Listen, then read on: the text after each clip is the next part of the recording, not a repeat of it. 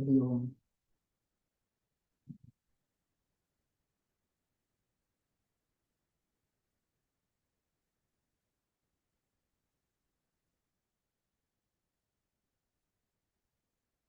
Hariom. Sorry for the delay. ओम भद्रं कर्णेभिः शृणुयाम देवाः, भद्रं पश्येमाक्षभिर्यजत्राः, स्थिरैरङ्गैः स्तुष्टुवागुंसस्तनूभिः व्यशेम देवहितं यदायुः। स्वस्ति न इन्द्रो वृद्धश्रवाः, स्वस्ति नः पूषा विश्ववेदाः, स्वस्ति नस्तार्क्ष्यो अरिष्टनेमिः, स्वस्ति नो बृहस्पतिर्दधातु। ओम शांति शांति शांति। ओम सदाशिवसमारंभां शंकराचार्यमध्यमाम् अस्मदाचार्यपर्यन्तां वन्दे गुरुपरम्पराम्। श्रुतिस्मृतिपुराणानाम् आलयं करुणालयं नमामि भगवत्पादं शङ्करं लोकशङ्करम्। शङ्करं शङ्कराचार्यं केशवं बादरायणं सूत्रभाष्यकृतौ वन्दे भगवन्तौ पुनः पुनः। समस्तजनकल्याणे निरतं करुणामयं नमामि। हरि ओम। Salutations to all.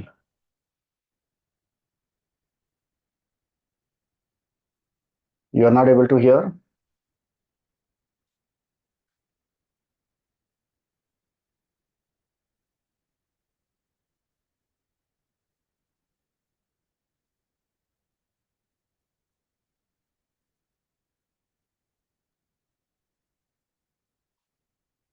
Okay. So we had seen the Shanti mantra of Kaivalya Upanishad, how it is a prayer for all the to all the devatas, and specifically Indra and Brihaspati and Pusha, Tarksha,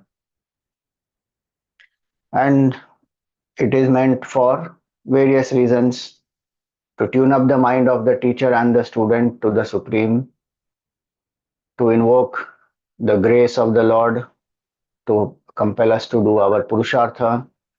It is also a prayer for Arogya, it is a prayer for Mangalanubhuti, it is a prayer for Pratibandha Nivritti, removal of obstacles. Different reasons we saw, and of course, peace, the Shanti mantra, so that our mind is quiet. Now we enter into the Upanishad. So this Kaivalya Upanishad begins with this mantra, the first mantra. This is the background actually. First mantra starts after this. So the context is set. Om Athashvalayano Bhagavantam Parameshtinam Upasametya Uvacha. Om and Atha, they are the two primordial sounds which manifested at the time of creation.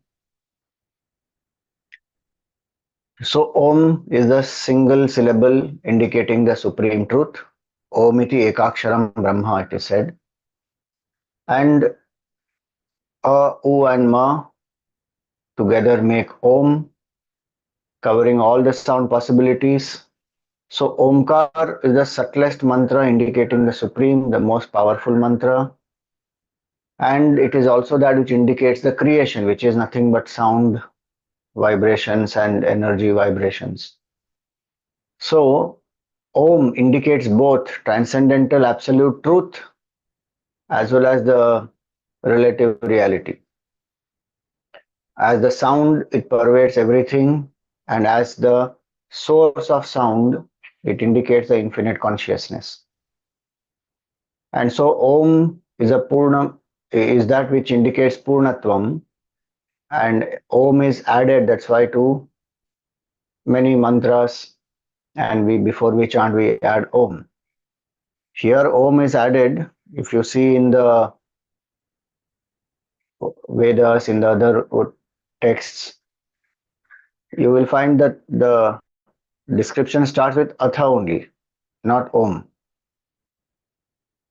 Atha also is Mangalvachak. Atha also is that which the primordial sound, Om and Atha. Atha has many meanings. Atha to iti, when we say Atha, meaning Atha indicates beginning, iti indicates end. So Atha to iti means from beginning to end. Like how we say cover to cover now. Nowadays people say, I read this book, Swamiji, cover to cover. Earlier one used to say Atha to iti, meaning I've done it fully from beginning to end. So Atha indicates a beginning. So here also Atha means the portion is beginning, because we have to understand that earlier days the Vedic tradition was a oral tradition, and so it was not written down until Vedavyasji compiled it and brought it out in the form of the books. It was only the oral tradition. One of the reasons why it is called as Shruti, because it is heard, remembered, passed on to the next generation. So how does one know which chapter begins where? Here you have sections and you have markers and one understands in a book. How to know? Because it is a continuous repository of the mantras. So how does one know where it began, where it ends, where which portion is supposed to be considered as the Upanishad and which is Karma Kanda and which is Upasana and all that? How does one segregate? So Atha and Iti, or sometimes the same line is repeated twice, then that indicates that this chapter concludes here.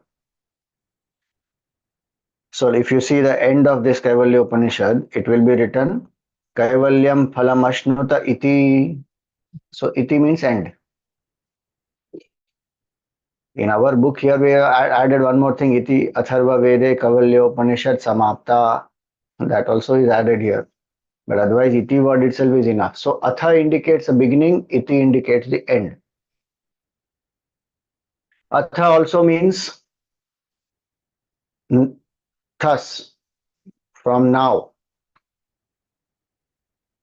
Thus actually, which means that something has preceded it. Atha is that with which so many sutras like Brahma Sutra, Athato Brahma Jignasa, even Yoga Sutra, Patanjali Yoga Sutra, Atha Yoga Anushasanam, same way, Jaimini's Karma Sutra, many of these, they will start with Atha, which indicates that there should be something which has happened earlier. That indicates the preparation. That when a certain preparation is done, then thus, after this preparation, now this happens. So that's what it means. So, Atha word here indicates the preparation that the student has to have done, student has to, should have gone through.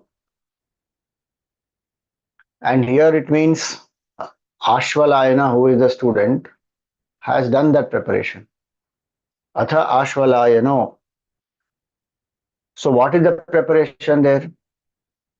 So, the preparation there is the student must have done certain karma yoga, then done certain upasanas, then cultivated fourfold qualification, vivek, vairagya, shatka sampatti, mumukshutvam. This much preparation should have happened. Then one approaches a teacher. That is a guru upasatti. Here who is the guru? Bhagavantam Parameshtinam. So Ashvalayana is the Shishya and Bhagavantam Parameshtinam, the Supreme Lord who is Brahmaji, Parameshti. Upasametya, having gone close to him, Uvacha, he spoke. This is the meaning of the first line which is described here, the context. So, what is the preparation required? That we have also seen in the introduction, so I won't go too much into the detail, but I want to share here the steps in Brahma Vidya, in the Jnana Marg specifically, so that we know and we can evolve accordingly. um, you will see here our beginning is when we are not aware of this knowledge, when we don't know what is the importance of purification of the mind, etc. We are doing selfish karma, which is called sakama karma. We live for I, me, and mine only. Slowly, one comes to realize the stress it causes, tensions, anxieties, dissipation of energy, conflicts, so many things that selfishness causes. Then one slowly understands through introspection, through satsang, through various other methods, one comes to recognize the limitation of that. So from sakama karma, one comes to nishkama karma. Nishkama karma will help us to remove the impurities, kama, krodha, lobha, moha, mada, matsarya. Then one comes to upasana. So mala is removed by karma yoga. Vikshepa, wandering of the mind, is removed by upasana. One chooses a support system, chooses a form of the Lord, name of the Lord, or any other upasana one can do. There are so many upasanas which are mentioned, like Omkar is a sound upasana, or take up something in nature and then superimpose the attitude of divinity on that and then worship that. So, whatever upasana one does, through that the mind becomes single pointed. So, Karma Yoga, Upasana, then comes Guru Upasatti. One seeks the refuge of a teacher, surrenders, serves with humility. We will come to that in little more time, that what is exactly this Guru Upasatti. So one approaches a teacher. Then what does one do approaching a teacher? Brahma Jignasa. One should ask for Brahma Gyan, not ask for some, I want this promotion and I want that child and I want this money and I want that house. That word Brahma Gyan, one who is a realized master, from them it is like asking 1 rupee from a king. A king is capable of blessing you with so much more. So same way, seeking a guru is for Brahma Gyan. And who has cultivated Vivek, Vairagya, Shatta, Sampati, Mumukshutvam will want only that, because that is what those qualifications mean. With those qualifications, one approaches a guru. That is the tradition. Here, sometimes it may happen that we may go to the guru and then start understanding, oh, this is the tradition and this is what I should prepare, and then our preparation may start, which is all right. One can at least start the preparation, but one should become aware that what am I here for? What is my purpose? Why am I with the teacher? So, Guru Upasatti, Brahma Jignasa.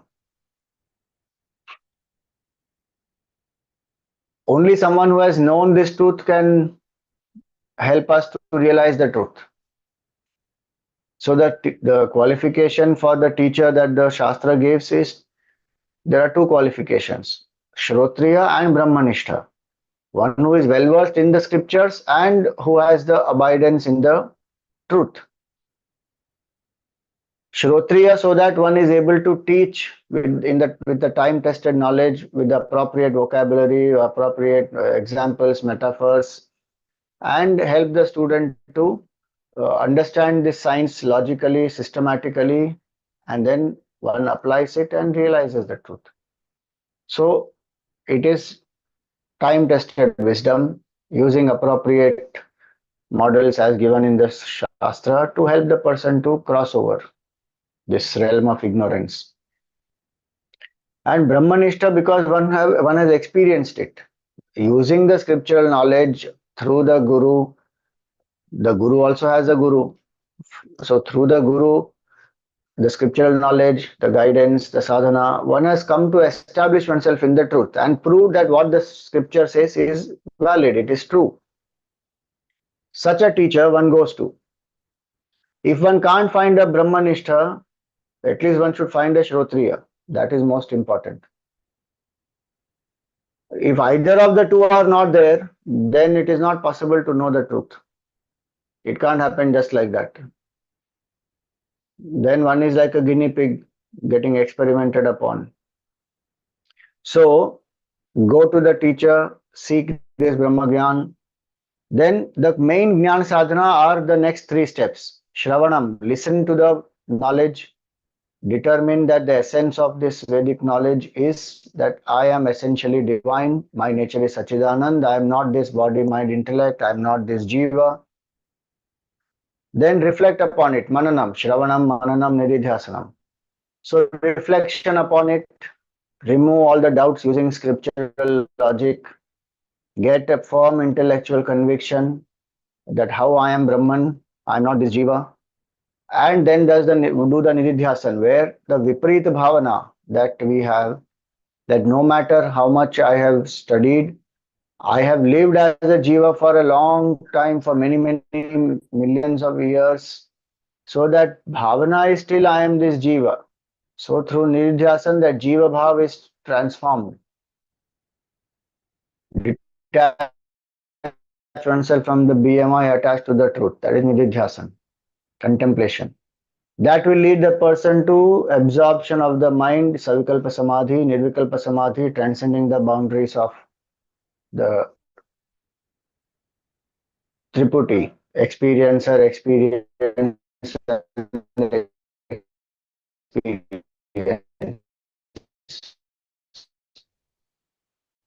And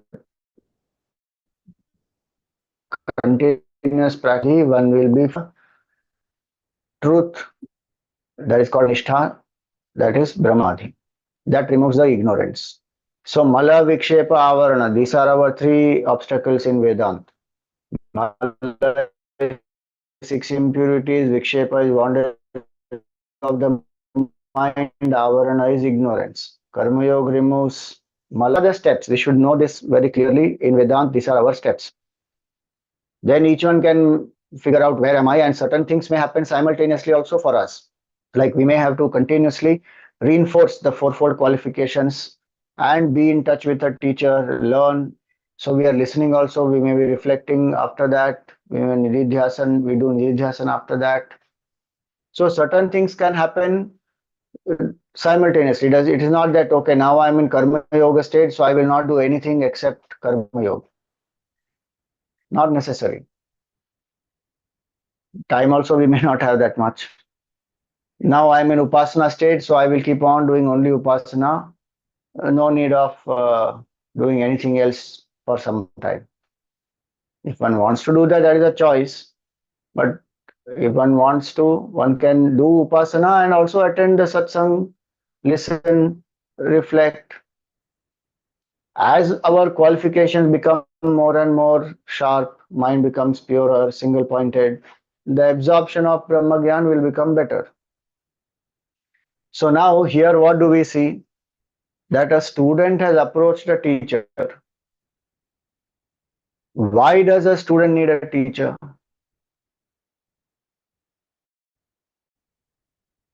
Why can't one learn on one's own? One youngster went and asked Gurudev that. He said, Swamiji, there are those times video tapes were there, you know. So he says there are audio cassettes, video tapes, books. Why do I need a teacher?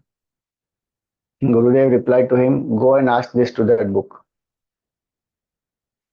Meaning, a book doesn't know who you are, what is your level of evolution, what are your doubts, what are your challenges.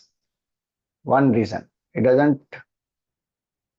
And Guruji says the book doesn't know if you are sleeping while reading. The Guru is sitting in front of you, at least Guru knows you are sleeping. So this is a knowledge which is subtler than the subtlest knowledge. Knowledge of the infinite consciousness which is beyond mind, where it is not easy. Just by reading a book, it will not happen. Gurudev always said this knowledge is not from the lips of the teacher to the ears of the student, it is from the heart of the teacher to the heart of the student. And which is why the tuning has to happen between the teacher and the student. Words are only a medium. What the words indicate, that has to be understood properly. So the teacher has to use the right words, the student has to understand the right thing that is being indicated through those words. And here it is not some object, it is not some emotion, it is not some thought, it is beyond that. Without the knowledge, without the initiation, the guidance of a teacher, it is not possible. Upanishad say this very clearly, and that's what our Vedic tradition also is. Ananya prokte gatiratra nasti. There is no other method except listening to this or knowing this truth from a teacher who is established in that which is Ananya. And the teacher also has to teach it to the student that you are that Ananya Tattva. In a not an objective way saying there is some truth. You are that truth. So it has to be taught also by the teacher accordingly. So what one needs is such a teacher. Go to that teacher because our ego is very subtle. Dropping that ego requires an altar of surrender, and that altar is the divine altar, is consciousness, and Guru is the appearance of that divine consciousness. And hence, the teacher is very important. In all the Upanishads, you will see there will be a teacher, there will be a student. It is not that one is sitting on one's own and suddenly one day something happened. If a teacher has been there, a student has approached the teacher, got the knowledge, and is doing abhyas, and then something has happened, then that's a different matter. There may be some purva janma samskar, etc. And apparently there may not be a teacher in this life, but that person would have already had. And now the practice is getting continued. Without that, it is not possible. So a teacher is required for this knowledge to arise. For it is intuitive knowledge, it's not intellectual information. Books can give some intellectual information, but how to purify the mind and what are the obstacles that come, how to overcome them, which level one is, how to lift from that to higher level, all that is done only because of the presence of the Guru. It doesn't happen otherwise. Even small things we want to learn, we need somebody to teach us. How is it possible to gain Brahma Vidya without a teacher? And so, a Guru is very important here. Guru also is the one who, when we say Guru Sakshat Parabrahma, that is the bhav that the student has, because Brahma Vidya comes from the Supreme Lord alone. He is the Adi Guru. And whoever has realized Brahma Vidya has become one with that Lord.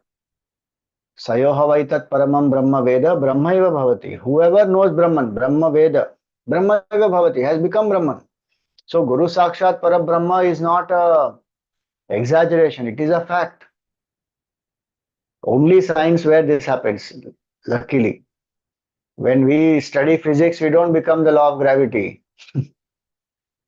We study biology, we don't become that particular, creature or the plant or the animal or whatever we are studying about.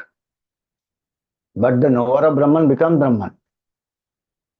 And so that Supreme Lord alone is the Guru, and the bhav of the student is one who has realized oneness with that Lord. So my teacher is my Lord, my altar of surrender. And it is the teacher only who is Guru Brahma, Guru Vishnu, Guru Devo Maheshwara. As Brahmaji, he is the creator.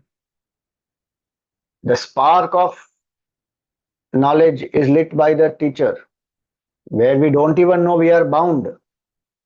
We don't even know our personality layers. It is the Guru who makes us aware of bondage, of the limitations of bondage, of the pain and suffering also, and the way to come out of it. Helps us to walk the path, helps us to overcome obstacles, finally makes us realized one with the truth. From the beginning to the end, the whole journey is because of the Guru's grace. And we ask, why do I need a Guru? Nothing will happen without a Guru. So, when we say this, why a teacher is required? Guru is Brahmaji, creates the spark. Guru is Vishnu, sustains our inspiration. So many distractions, temptations are there. The Guru helps us. The grace of the Guru protects. So beautifully it is said in Tulsi Ramayana in Vibhishan Gita, Kavacha Abheda Vipra Guru Puja. There is an impenetrable armor. Arrows of temptations may be thrown at us, shot at us, but they will not penetrate our heart. Meaning, the armor, the grace of the Guru is that which will protect the student. Kavacha Abheda Vipra Guru Puja. There it is that one worships the Guru, the wise men, and that will protect. Meaning that will invoke the grace that will protect. So, Guru Sakshat Parabrahma, Guru Brahma, Guru Vishnu, Guru Devo Maheshwara. The destruction of ignorance also happens because of grace of the Guru through the Atma Gyan. Hence, the teacher is very, very important. And this teacher is not just an individual teacher. The teacher is a teacher who belongs to the Guru Parampara. So we always invoke the grace of Bhagavan and the entire Guru Parampara. That's one of the most significant, salient aspects of Sanatana Dharma. That we have unbroken traditions of Guru Parampara in so many fields, not only in Brahma Vidya, in so many fields. In art, literature, dance, music, it just goes on, one after the other. The Guru gains the knowledge, gives it to the Shishya, who gets the knowledge from the Guru, passes on to the next one, the disciple. It keeps on going, generation after generation. So, parampara is important. Why? Because it traces back to Bhagavan. And one always remembers that I am not the teacher. The teacher always knows that I'm not the teacher. The teacher knows that I am not the karta. I am not actually the teacher in that sense. The teacher is Bhagavan. I am an empty instrument. One who says I am one with the teacher, one with the Lord, the anubhuti one has. Which means that again there is no I, there is Bhagavan alone who is the teacher. So the parampara is important because that is the time-tested knowledge which has come down. One has, the Vedic declarations are lived by that person and passed it on to the next generation. Who experiences, passes on to the next generation. So the entire Guru Parampara is a living proof of the validity of the scriptures. That what the scripture says that if you follow these steps, you will discover this truth. They are a proof of that. And that is why the Shraddha is important in the Shastra and in the teacher, both. That what the scripture is saying is true and my teacher has known that truth and walking that path, one has realized the truth and I am also on that path now. One feels blessed actually that some great master has accepted me as a disciple. To come under the wings of great gurus is not possible without punya of many, many lives. To get a Brahmanistha guru is not at all easy. Because how many people are there who realize Brahman are very few. To come under the wings of the parampara like Shivanandaji Maharaj, Tapon Maharaj, Gurudev is not easy. And so one feels blessed actually that some grace of Bhagavan and some punya karma that we found a guru and under their umbrella we are, under their protection we surrender to them, we learn to live by the knowledge they give and walk the path.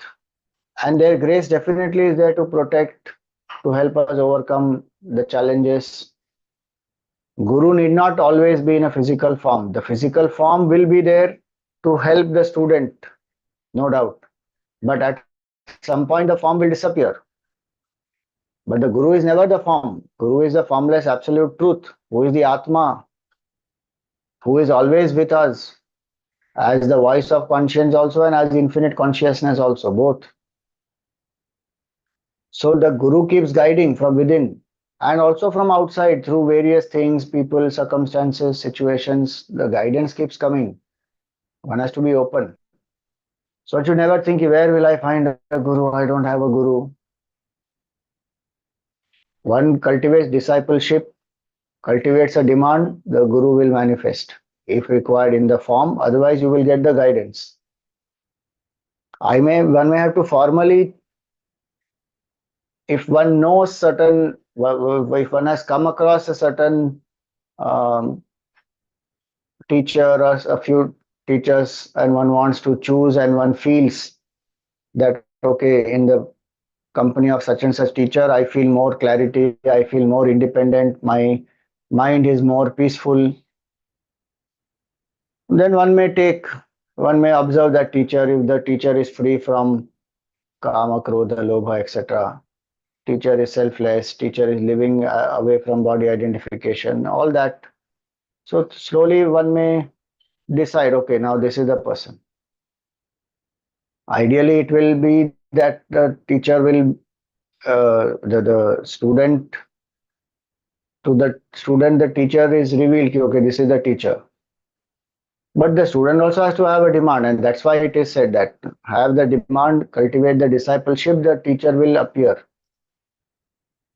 Whichever way, form or formless, it will happen. So, a teacher is important. And we should remember, see, this is what the Shastra says. I'm just sharing that here, that we should know 4 generations of our teachers. Guru is the immediate teacher. Param Guru is the Guru's Guru.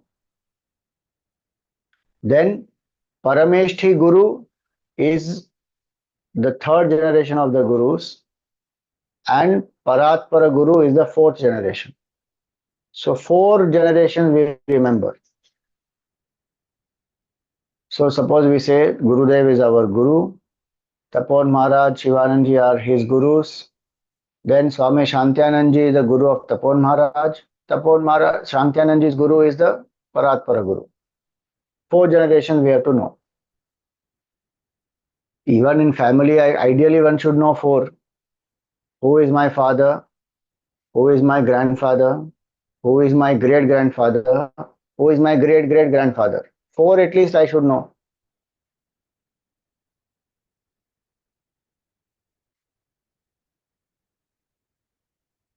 In the family, we see that is called Bindu Parampara, because through the seed one is born, physical seed, the child is born. The student is also the child of the Guru, because that is called Nada Parampara or Shabda Parampara.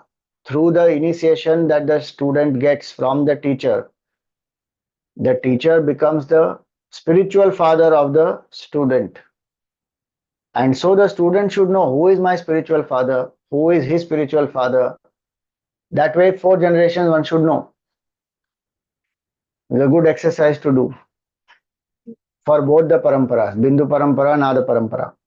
Find out who are your 4 generations of ancestors and find out who are the 4 gurus, 4 generations of gurus. So, Guru Parampara. And this Guru Parampara is traced back to Bhagavan finally. We may not know everybody in the lineage, that's why it is said at least 4 one should know.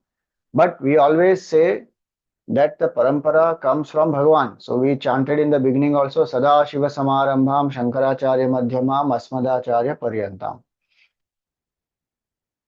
Remembering that it is the divine Lord alone who is the real teacher and who only appears in so many forms to guide us out from this ocean of samsara. So here we find that a student has gone to the teacher. Many times it will be the teacher walks into the life of the student because student doesn't even know I am bound. Teacher walks in and guides the student. Very rare are such situations where the student will approach a teacher because the student also is very highly qualified. Then that student is aware, mind is more purified, single pointed, then one knows, okay, he is my teacher. or approaches a person who is well established in the truth, knowledgeable of the scriptures, knowledgeable in the scriptures, and then goes to that teacher. So Guru Parampara should be the Vedic Parampara, should be, that's what the tradition says, that it can't be just anybody who becomes a Guru of Brahma Vidya. See, all these are given in the scriptures. And it is not that Swamiji today says we can't find like that. No, it is not true. We will still find. If we know already that, okay, Gurudev, that Napon Maharaj, Shantyanandji, like that, we have the parampara. It is in Kali Yuga only, no? So it's not that we will not find in Kali Yuga like that. It may be rare, no doubt, but we should find. When we don't know all this, then we take anybody as the guru, and then we get disillusioned because that person then does something where one gets upset. Arey, why did this person behave like this or do like this? And I trusted so much. Why? Because this parampara, one did not inquire, one did not find out. There may be many possibilities. So that's why the insistence in the scripture for a guru parampara. If here we see Bhagwan himself is directly the guru, but otherwise one approaches a teacher and one should inquire and find out who is the guru of that teacher, who is the guru of that guru, and find out 4 generations. One will know. Then one also has that Shraddha that I belong to a parampara. Gurudev always used to say that a person who knows that, okay, these were my ancestors, this is a great work they have done, and I must live up to that legacy, that person will live in a certain moral values, in certain level. One will not compromise and fall. Because there is something that I have to uphold, the dignity I have to uphold, and that will give me the strength. Whenever my mind becomes weak, I will invoke that and say, no, no, I can't compromise. I belong to such a great legacy. How can I do this? If that bhav, if that feeling and that shraddha is not there, and the mahima of that parampara is not known, then it becomes more easy to compromise. So now don't argue saying that even after knowing that there are enough people who compromise. That is not the point. The point is that the mind, when it is weak, it needs to hold on to something to ensure that it doesn't fall. It can rise. So when I know that I belong to such a great Guru Parampara, my mind can play a lot of tricks. How will I safeguard? One of the ways is this, that when I know this, that this parampara I belong to, I will not compromise because I have a great legacy to live up to. How the student lives is one of the direct expressions of what the teacher is, how the teacher has taught the student, how the teacher has been able to influence the student's mind and transform the life. Now, obviously, it is not that a student is a testimony of the worth of the teacher. That is not the point. The point also is the actions of the teacher, sorry, actions of the student are a reflection on the teacher in some ways. Like how when uh, a particular child, let us say son or daughter, whoever it is, how they behave, people will judge. No, say, this is what your parents taught you. Now, parents may have actually taught properly. The child is not living. That's a secondary matter. But first, the understanding of people is what? Is this what your parents taught? So, same way. So, when one knows this, that I belong to such a great Guru Parampara, then no compromise. That gives a lot of strength also. And also, when we remember the whole Guru Parampara, then we know that Bhagwan's grace is with me, Parampara's grace is with me. All I have to do is put my effort. That also gives a lot of strength. So it's not only some pressure of maintaining some legacy that they have set. No, no, it is also the great strength, and I invoke their grace, and it is a fact that their grace is with me. Just that I am not aware of it and I don't invoke it and use it. The grace of the entire Guru Parampara is there with us, at every single moment. And so when we invoke that grace, we will be protected. Our mind will, even though there is a temptation, even though it has some vasana to fall for it, it will be protected the moment I invoke that grace. That is called Shraddha in the Guru also. So that's why Guru Parampara is very, very, very, very important. Now, having understood all this, who is the Shishya here? And see, one beautiful aspect of our culture also is that the Shishya goes to the teacher and asks a question. So you will see that he asks,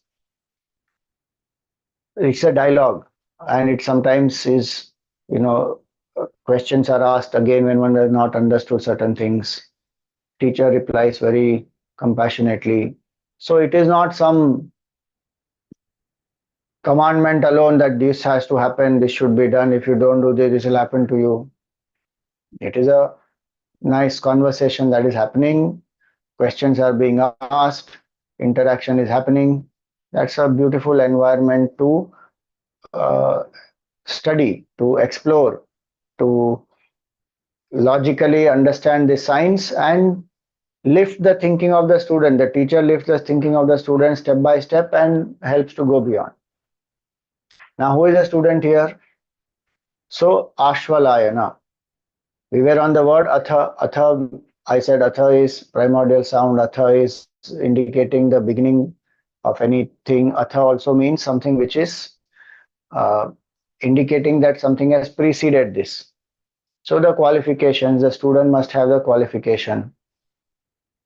Vivek, discrimination between real and unreal. Vairagya, dispassion. So there is no craving for sense, pleasure, and enjoyment here and hereafter.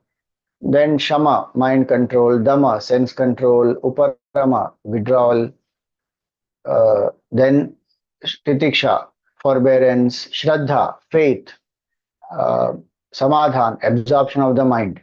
These are six which are called Shatka Sampatti, and Mumukshutvam, which is intense desire for liberation. All these, when one has gone to the teacher. Preparation is not only going to the teacher. How does one go to the teacher? As per the vidhi, one goes to the teacher. Vidhivat upasannaha, it is said in the Mundaka Upanishad. Vidhivat upasanna means the tradition is one takes a stick, bundle of samid sticks, puts it on one's head, goes to the teacher with a bundle of samid sticks, offers those samid sticks to the teacher. Samid sticks are those small wooden sticks which we offer in the Havan. So one offers that bundle to the teacher, indicating what? That samid sticks indicate Shraddha, they indicate Seva. I have come here to serve something that is useful to the teacher. The teacher can use the samid sticks. So Seva. It is indicator of Shanagati. I have come in surrender. And I have come with a burning desire to know. So it is also, the sticks are, dry twigs. They are dry and they are ready to be consumed. They are not wet and having moisture and fungus and all that. They are ready to be consumed, meaning I have come with a prepared intellect. I have a lot of questions. I want to know Brahman. I have a intense desire to know this. So with that single pointedness, I have come here. Like how in the Gita it is said, Pranipata, Pariprashna and Seva. One goes to the teacher, surrenders, asks, serves the teacher, tunes up, asks the questions, and through that gain the knowledge. So with that attitude, one has gone. Atha indicates all this preparation. Om, Atha, then Ashvalayanaha. So Ashvalayana Gotra, one who is born in Ashvalayana Gotra is Ashvalayana. This great Rishi Aashvalayana is a Acharya of the Rig Veda, one of the acharyas, is not the only acharya, is one of the acharyas to whom Rigvedic mantras are revealed. And he also teaches the Rigveda mantras. And it is also said about him that he was a disciple of Shaunaka. Shaunak Rishi is, you find in Mundaka Upanishad, Shaunako Havai Mahashalaha. He also went to the Lord to seek knowledge.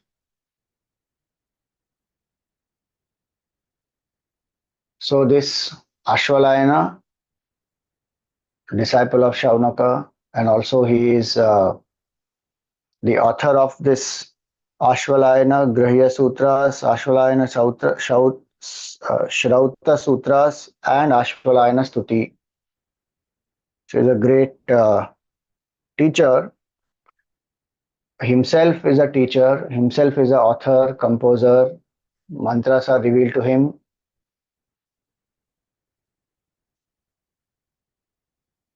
And he has gone to whom? To the great Brahmaji, Parameshtinam, Bhagavantam. Bhagavantam is the Lord. Parameshti indicates Brahmaji. So he goes, though he himself is a great student, a great teacher, but he is a teacher of other aspects, in the sense maybe rituals, karma, various upasanas, etc. Brahmagyan he still needs to seek. And hence we find here he goes to a teacher. Here the teacher is Brahmaji himself.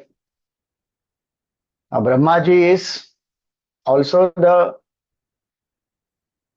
in this context we should remember that Brahmaji indicates the Supreme Lord. There is no one greater than Brahmaji in this context. If you see Bhagavatam context, you will see that Brahmaji appears from the navel of Mahavishnu, and then uh, Brahmaji is given the knowledge of Chatushloki Bhagavatam. Through that, Brahmagyan is given to him. So that is the context of Bhagavatam. Here it is Parameshtinam, Bhagavantam, the Supreme Lord who has no other cause, who is the causeless absolute cause. Parameshti indicates that here. And we find that Brahmaji gave the knowledge of the supreme truth to his children, Sanat Kumar. Sanat Kumar gave it to Naraji. Naraji passed it on to many people. So there is that parampara. Again, I'm saying, remember, this is in this context. Don't confuse with Bhagavatam there. Then you will say, no, Bhagavatam mein Vishnu Bhagavan is the Guru. So we have all the three paramparas. See the beauty of it. This is Brahmaji's parampara. Brahmaji, if you see Chandogya Upanishad, you will see that Brahmaji gave knowledge to our Sanat Kumars, the four mind-born children of Brahmaji. They gave knowledge to Naradji, and then Naradji passes it on to many people that way. So this one parampara Brahmaji is there. Then Bhagwan Vishnu's parampara, Narayana Samarambham. So Narayanam Padma Bhuvam Vasishtam Shaktim Cha Tatputra Parasharam Cha. So Narayan Bhagwan gave it to Brahmaji. Narayanam uh, uh, Padma Bhuvam. Padma Bhuvam means Brahmaji. Then he gave it to Narayana Padma Bhuvam Vasishtam. Vasishta. Then he gave it to his son Shakti. Shakti gave it to Parashara. Parashara gave it to Vedavyasa. That is Nara Vishnu Parampara. Then we have Shankara Parampara, Shiva Parampara. So we say Sadashiva Samarambham Shankaracharya Madhyamam Asmadacharya Paryantam. Or we again Shivji in Dakshinamurti, as Dakshinamurti gave knowledge to Sanat Kumars. So Sanat Kumar that way have got knowledge from both Brahmaji and Shivji. How interesting. Maybe in different kalpas, possibilities are there. But the point is, our Trinity, all are having the parampara. In Vishnu Parampara, Brahmaji becomes a disciple of Vishnu Bhagwan. In Brahma Parampara, Brahmaji himself is the supreme. Yo Brahmanam Vidadhati Purvam. That is Vishnu Parampara. Yo Vai Vedancha Prahinoti Tasmai Tamha Deva Atma Buddhi Prakasham Mumukshurvai Sharanam Prapadye. I take refuge of that Supreme Lord who gave this knowledge to Brahmaji, that infinite consciousness. That is Vishnu Parampara. Or one says Brahmanam.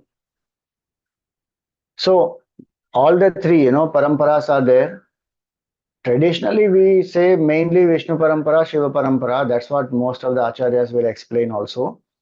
That there are two paramparas, Vishnu Parampara, Shiva Parampara. But the idea is it's not to segregate this is Vaishnav, this is Shaiva, and the fight between both. It is not that. Idea is that whoever is your Ishta, Vishnu or Shiva, that is the supreme. Consider that they have the bhav that they are the supreme consciousness, whoever whichever one chooses, and then worship that form, worship that Lord, understand the Guru in that parampara, surrender to that Guru, whoever is in that parampara, and walk the path. That's the idea. So here, Brahmaji, the creator himself, is the Guru here. So for the student here, Guru Sakshat Para Brahma is a fact. For others, one has to have the Shraddha in the Guru. For this student here, Para Brahma only is there in front. Guru Sakshat Para Brahma only. So Ishvara Bhavana in the Guru one need not have. Ishvara only is the Guru here. So Atha Ashvalayano Bhagavantam Parameshtinam Upasametya approaches the teacher. Upa means close, Sametya having gone. So having gone close to the teacher, meaning what we have seen, with the right attitude one approaches, serves the teacher, tunes up the mind, then one asks. So what questions to ask the student, ask the teacher about Brahma Vidya? That we will see in our next class. For today we will spend last few minutes in contemplation on the Shanti Mantra. So sit erect, close your eyes gently, relax your shoulders, let your hands be in your lap or on your thighs, palms facing the sky.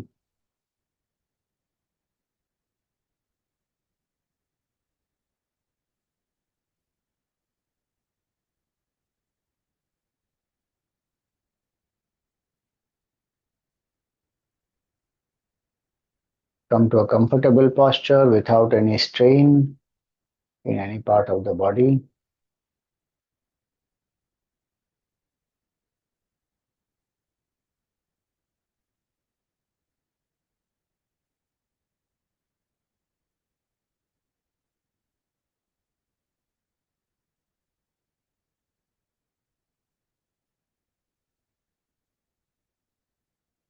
Thank Bhagwan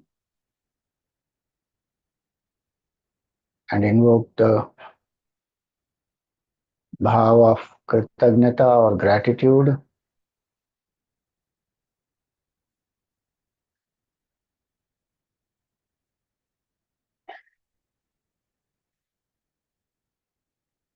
Thank the Lord for all the blessings,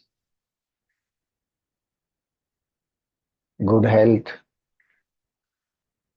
human body, satsang, so many other things, prosperity, people. Thank Bhagwan for all these.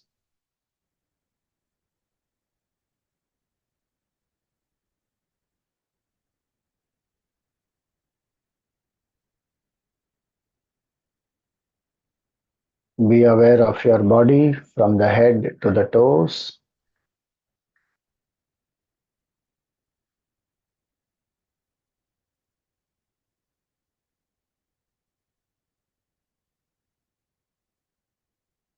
Mentally scan through the entire body from the head to the toes.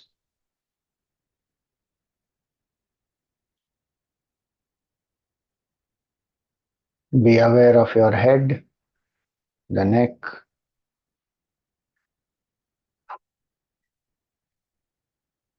the chest, entire left hand from the shoulder to the fingers, entire right hand from the shoulder to the fingers. Be aware of your chest, stomach, navel, of the entire back, the top, the middle, and the lower back.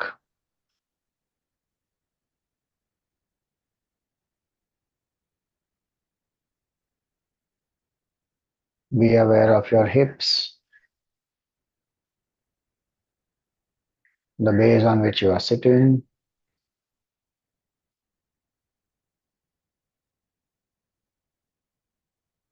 Be aware of your left leg from the thigh to the toes. Be aware of the right leg from the thigh to the toes.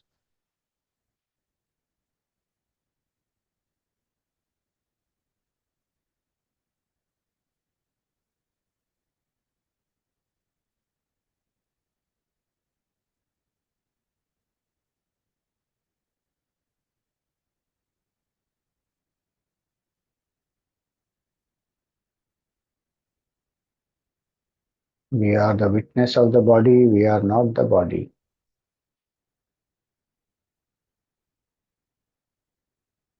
We have a body, we are not the body.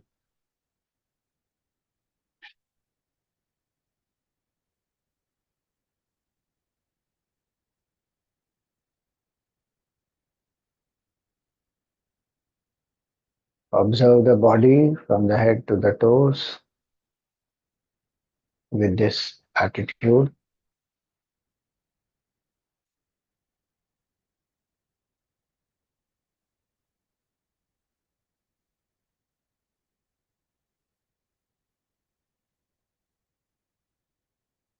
Be aware of your breath.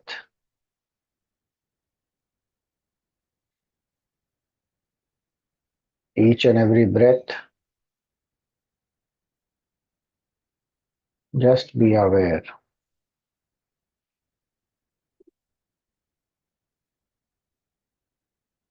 As you inhale and exhale,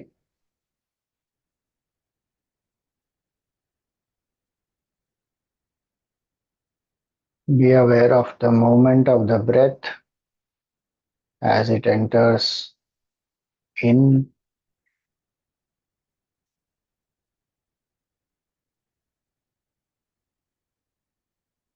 It fills the lungs, the diaphragm comes down, the stomach bulges out.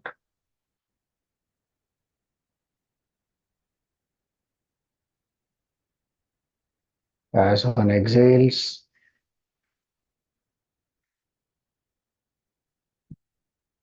everything contracts.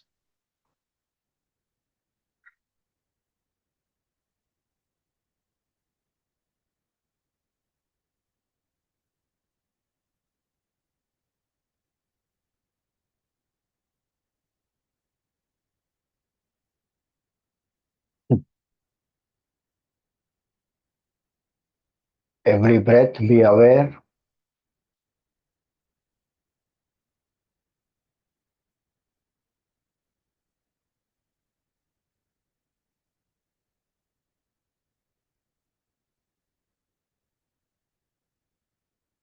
If you like, you can make the breathing slow, steady, and deep.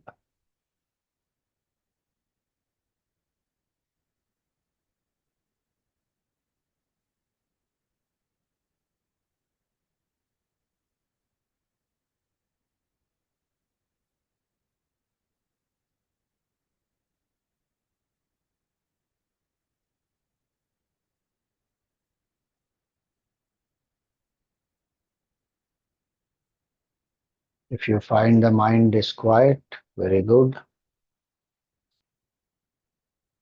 If you find it is wandering, bring it back to the breath.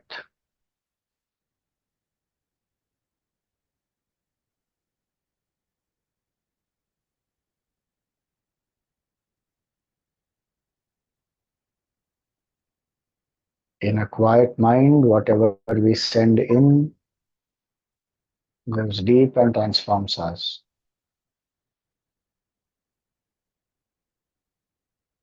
So with this quiet mind, we chant the Shanti mantra slowly.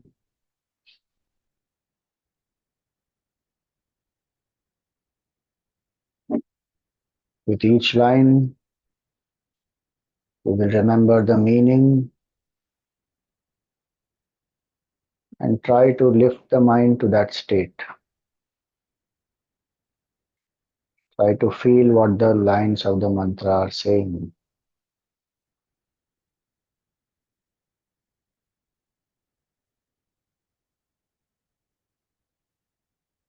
ॐ भद्रं कर्णेभिः शृणुयाम देवाः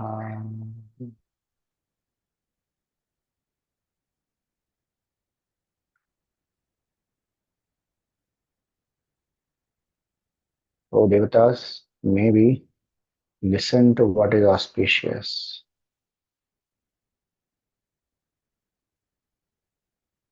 भद्रं पश्येमाक्षभिर्यजत्राः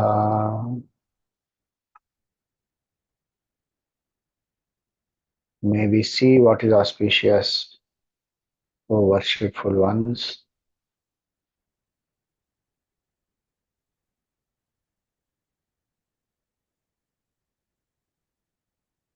Let these be deep auto-suggestions. Pray sincerely that may we see what is auspicious, may we hear what is auspicious.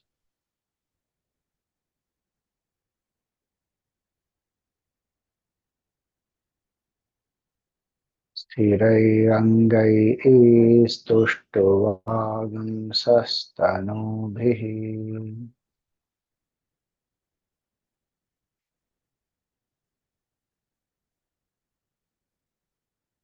May the limbs of my body be hale and hearty.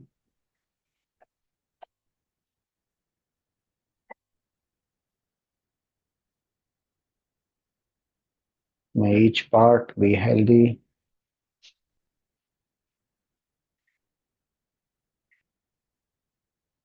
Yashem devahitam yadayuhu.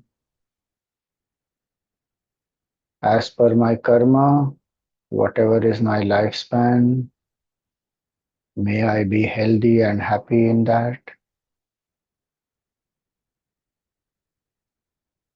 When the time comes to depart, may I go joyously.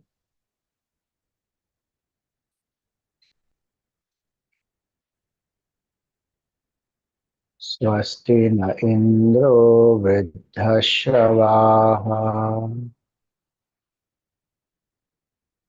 May the ancient and wise Indra, the king of devatas, be auspicious to me. Indra is the deity of my hands also. May I put the efforts to know the truth.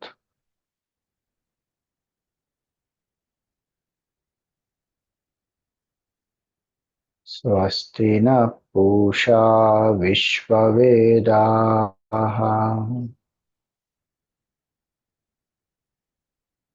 May Pusha, the sun, the all-knower, be auspicious to me.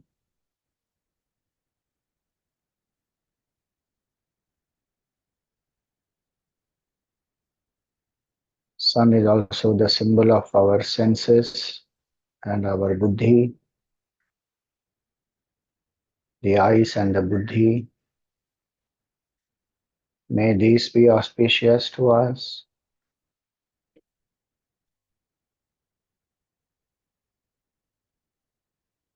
Swasti nastarksho arishtanemihi.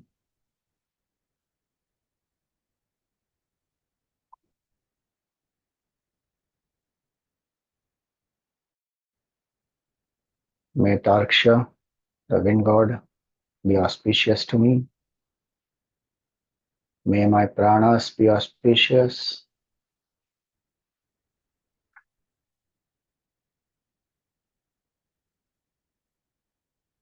Swasti no Brahaspatir Dadhatu. May the Guru of the Devatas, symbolically the entire Guru Parampara, be auspicious to us.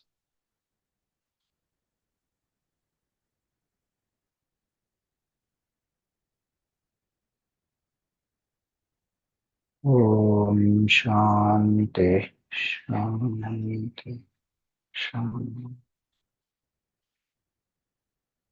May there be peace from external obstacles, from cosmic forces, from the beings around, and from subjective disturbances.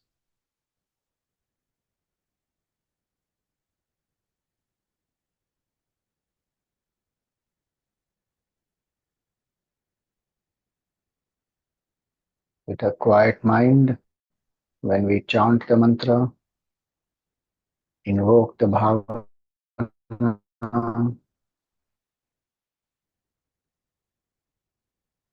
on a daily basis, it also transforms us. We are sending positive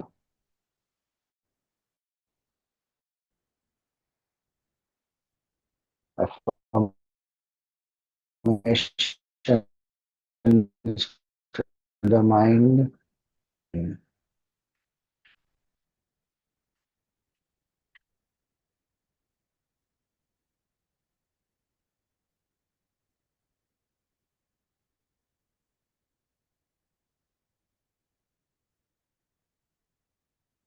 Mentally, offer some water to the sun. Symbolically, we are worshipping all the devatas through the sun.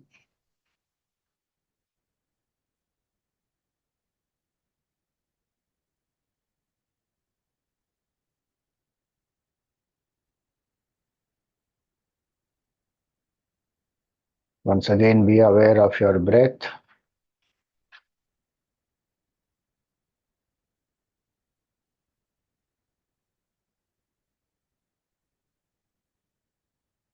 Be aware of the body.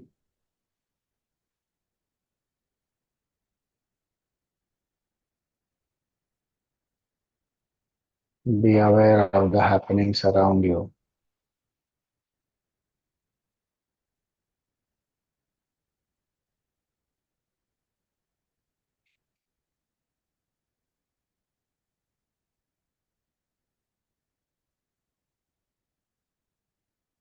We pray for the well-being of everyone. Om Sarve Bhavantu Sukhinah. Sarve Santu Niramaya.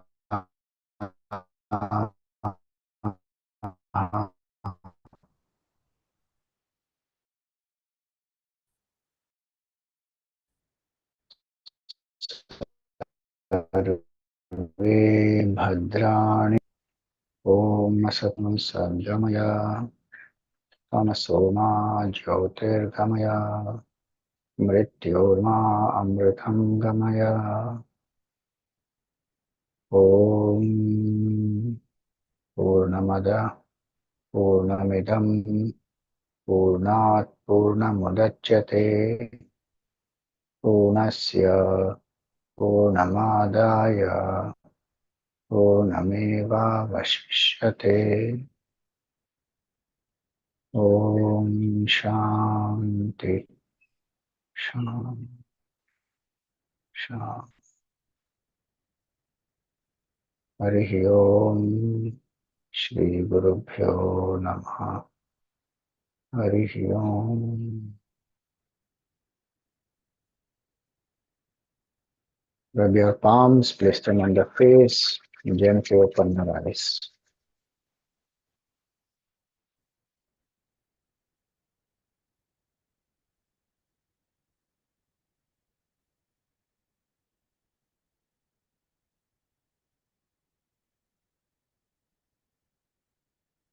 All right. Any questions for today?